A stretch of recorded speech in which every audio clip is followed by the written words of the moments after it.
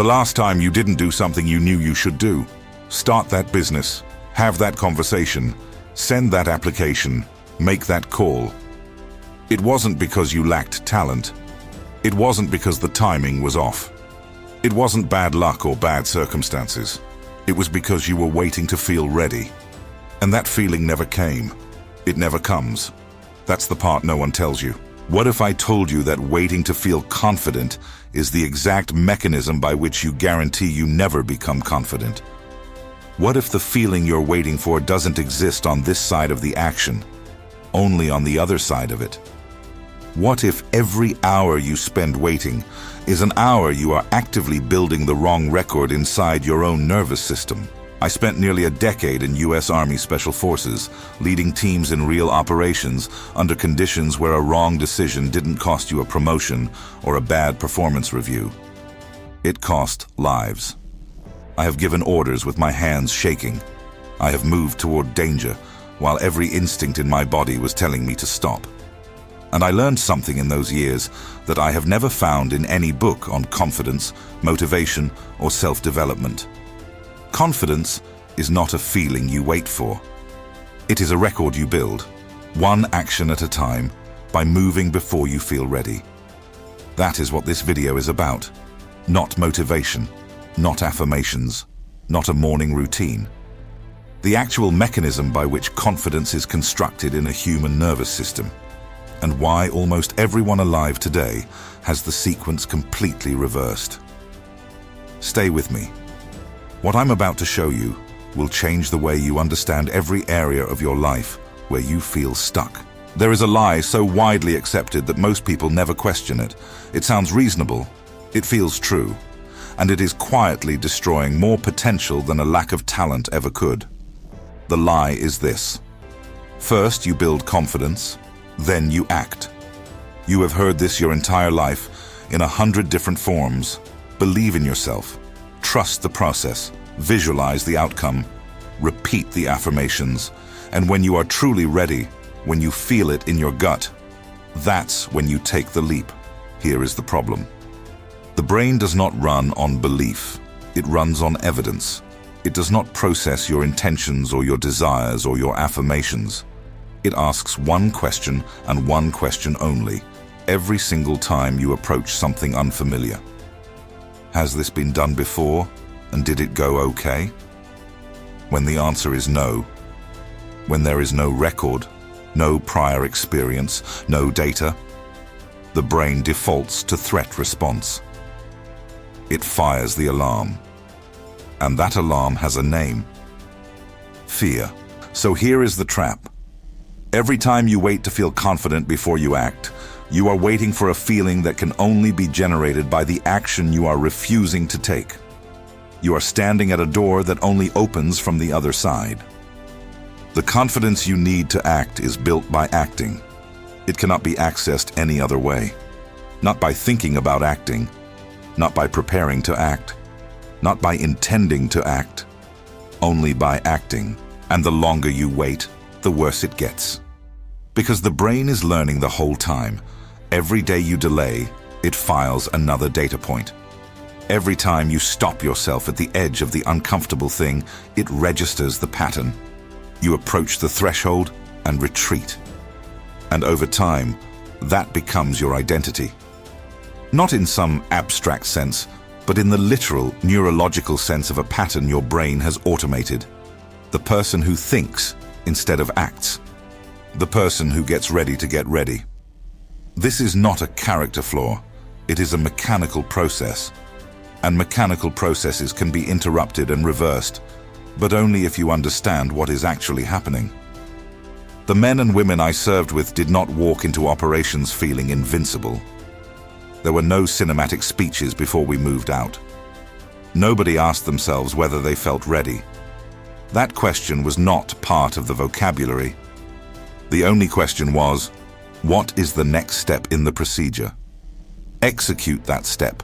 Move to the next one. The feeling of competence arrived after, every time, without a single exception, because the action had created a new data point. The brain had recorded something it didn't have before. You went in, You made the calls. You came through.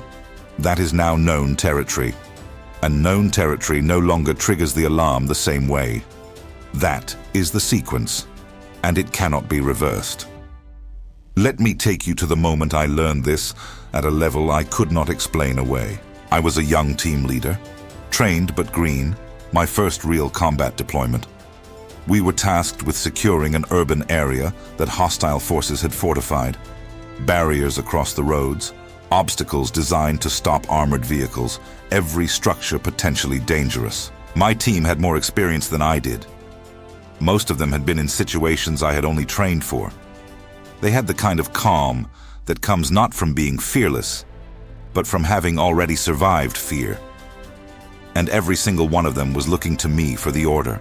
I want to be precise about what that moment actually feels like, because the movie version of it is nothing like the real one. In the movie, the young leader gets a surge of resolve.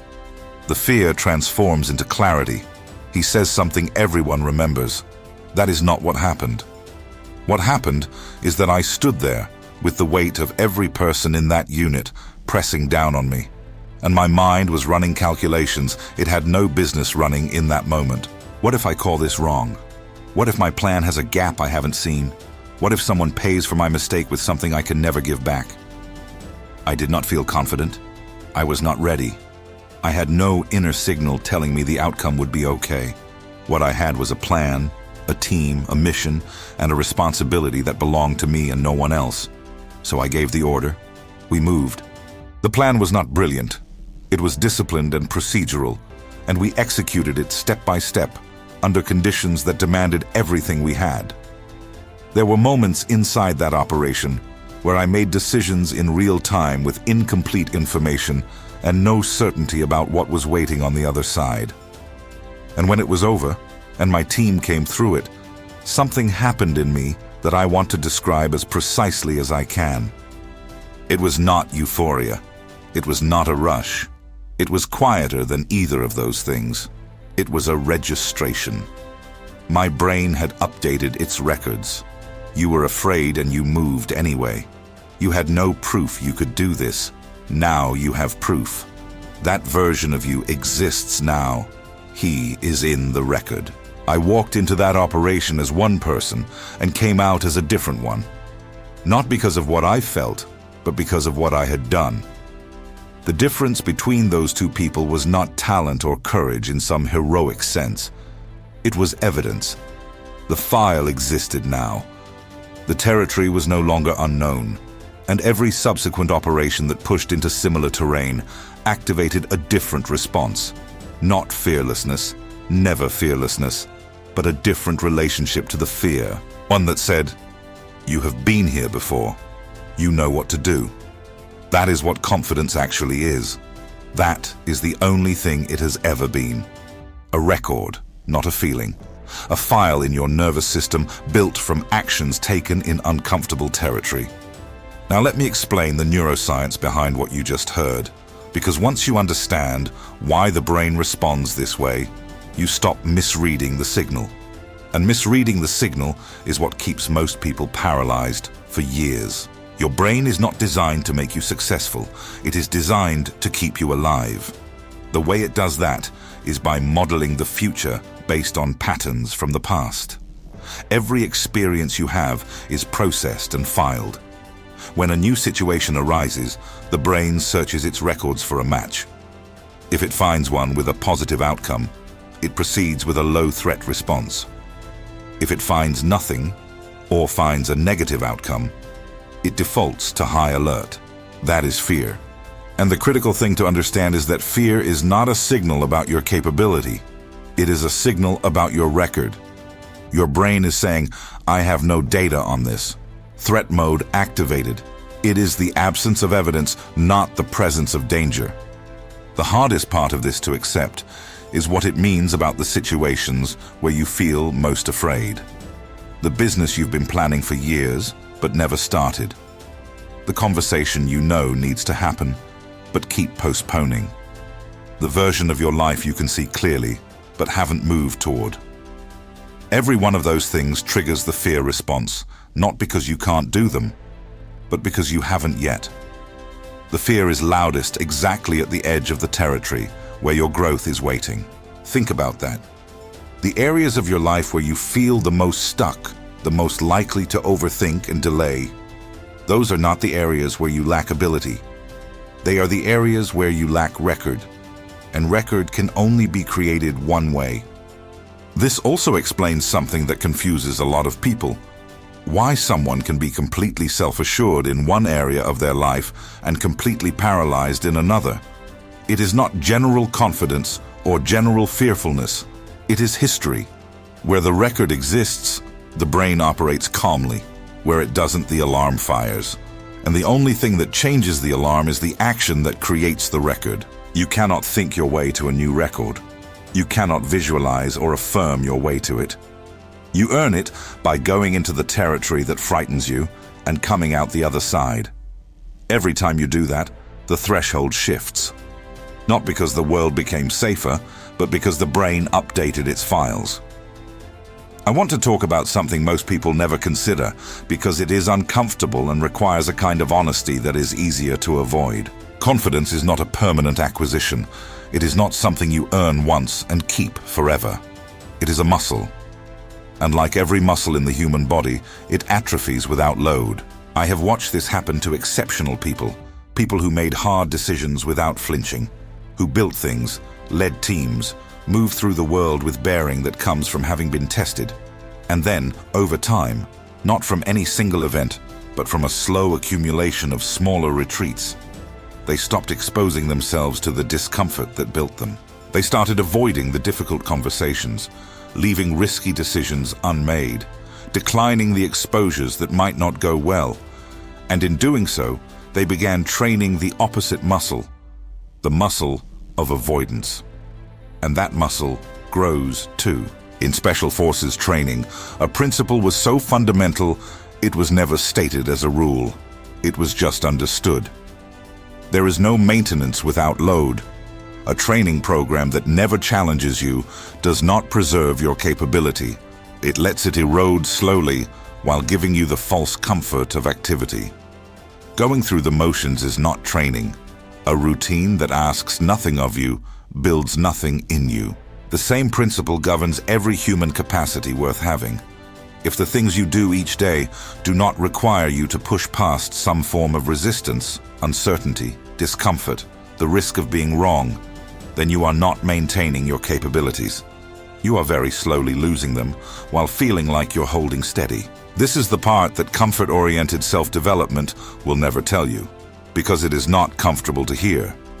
But it is the truth that actually changes things. The confidence you are trying to find is on the other side of the discomfort you keep avoiding. Not somewhere else. Exactly there. There is one more trap.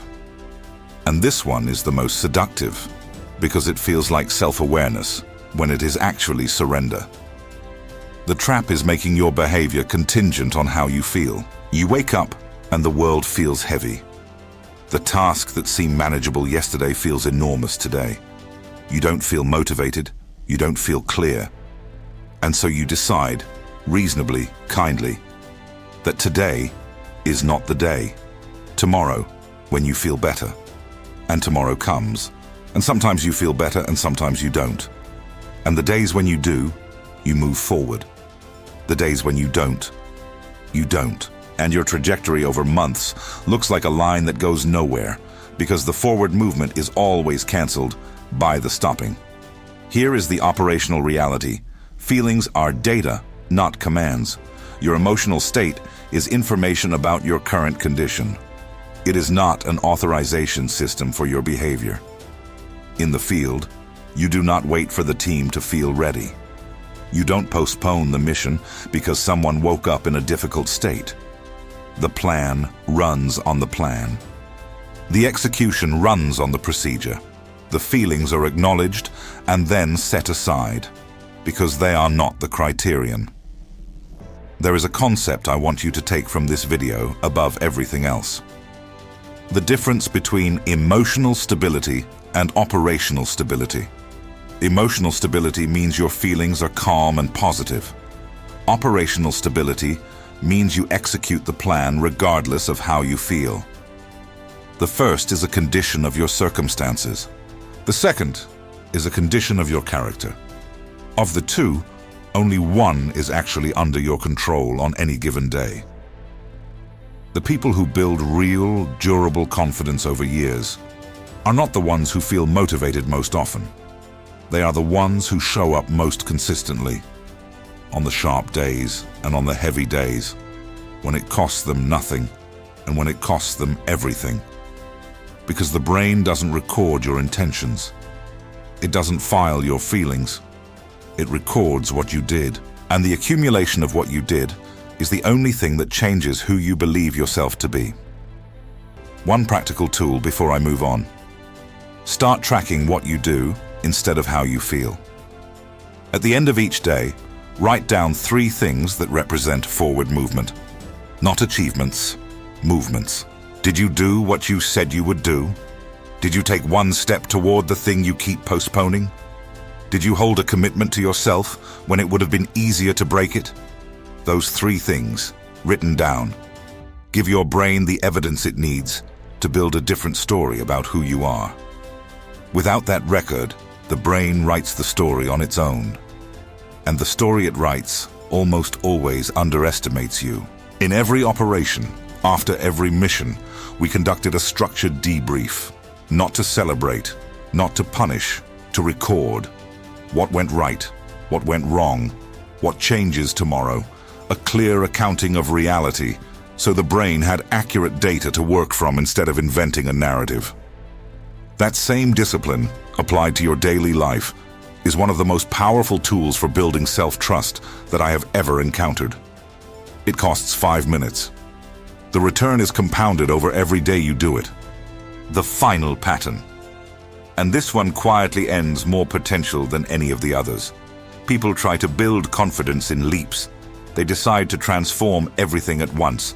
The body, the business, the discipline, the relationships, the whole architecture of a life, all of it, starting Monday.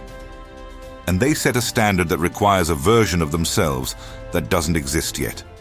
And when they fall short of that standard, as they must, because that person hasn't been built yet, the brain files it as evidence of a conclusion it was already beginning to draw, not as a gap to close, as proof of a limit. This is not ambition. This is structural overload. In selection and advanced training, no one is asked to perform the terminal skill on day 1. The progression exists because competence is built in layers, and each layer is the foundation for the next. You do not skip the foundation and build the roof. Not because of tradition, but because the structure collapses without the base. Your confidence works the same way. The actions that build it most durably are not the ones that require the best version of you. They are the ones that fit inside the worst version of you. The tired version, the doubtful version, the day 3 of a hard week version. Those are the actions that write the most permanent record, because they happen in the conditions where stopping would have been completely understandable. And the brain notices that. It registers not just that you acted, but that you acted when you had every reason not to. The brain does not measure the size of what you did. It measures whether you did what you said you would do. A kept small promise builds more internal trust than a broken large one, every time, without exception. Make the small promise. Keep it. Make another one. Keep that one too. This is not a slow path to the thing you want. This is the only path that actually arrives there. Every other approach is impressive in the short term and hollow in the long one. Here is where I want to leave you. Everything I have described, the fear, the waiting, the avoidance, the feelings that come and go, the overloaded ambitions that collapse under their own weight, all of it comes from one fundamental misunderstanding. The belief that confidence is a prerequisite for action, when in reality it is always and only a consequence of it. You will not feel ready when the moment comes. That is not a problem to solve. It is a feature of the process. Every person who has ever built something real, who has ever led through genuine difficulty, who has ever become someone they respect, They all moved without the feeling of readiness. Because that feeling does not precede the movement. It comes from the movement. The fear you feel right now toward the thing you keep postponing is not evidence that you can't do it. It is evidence that you haven't done it yet. Those are not the same statement. They never were. One is a verdict. The other is just a starting point. Go build the record. One action, one completion. One kept promise to yourself. Not because it will feel good, it may not. Because the brain is watching. And what it sees you do today is what it will believe about you tomorrow. And the day after that. And in 6 months, when you look back at who you were when you started, you will not recognize the distance you have covered. Because it was built in steps so small, they felt almost invisible while they were happening. Stop waiting for confidence to arrive. It is already waiting for you, on the other side of the thing you've been afraid to start. If this hits something real for you, share it with someone who needs to hear it. Drop a comment below. Tell me the one thing you have been postponing. I read every one of them. And if you want more of this, subscribe. There is more coming, and it only gets deeper from here.